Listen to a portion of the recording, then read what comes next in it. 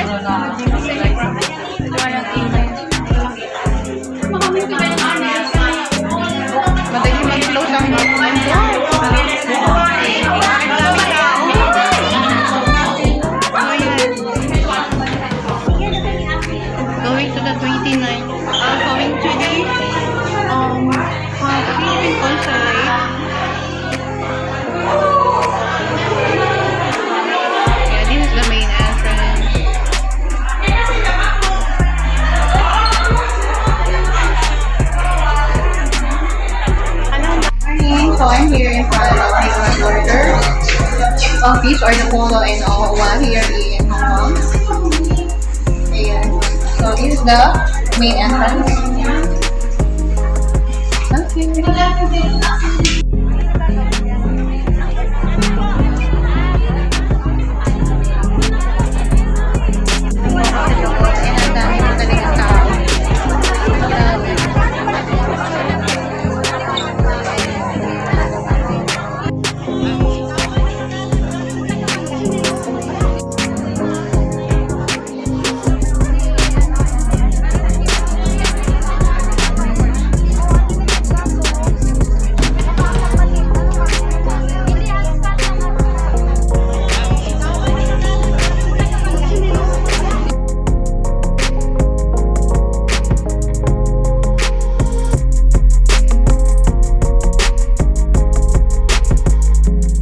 Individual contract verification. So, importante po na magpa-book po or magpa-appointment po kayo bago po pumunta kayo sa Polo and OWA.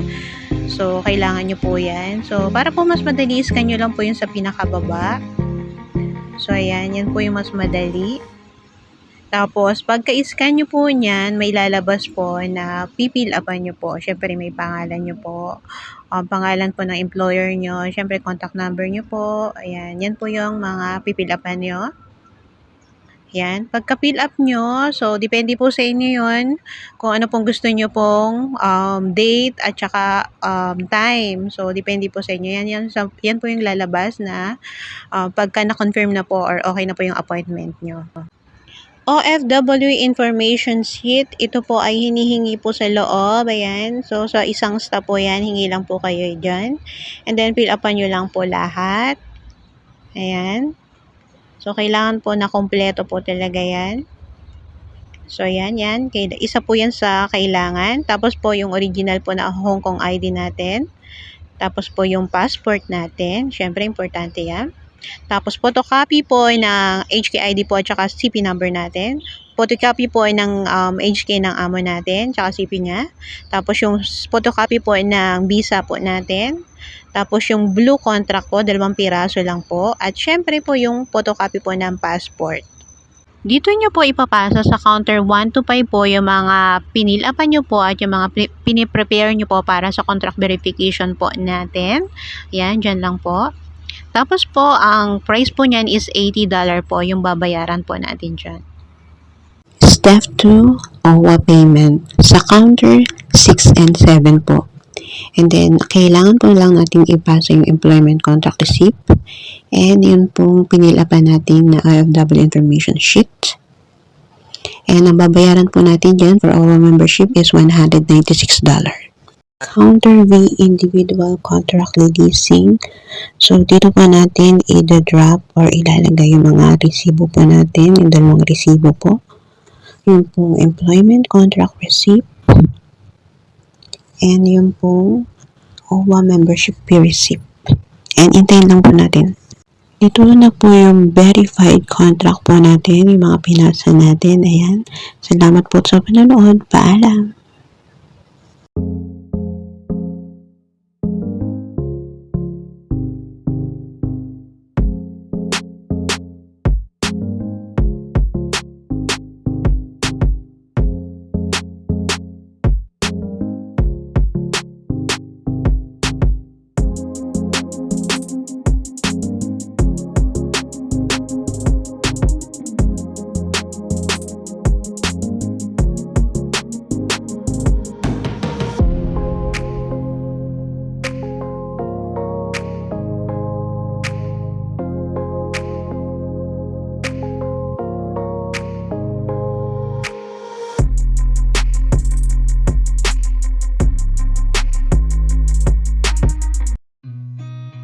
Seen a lot of change, been through a lot of pain.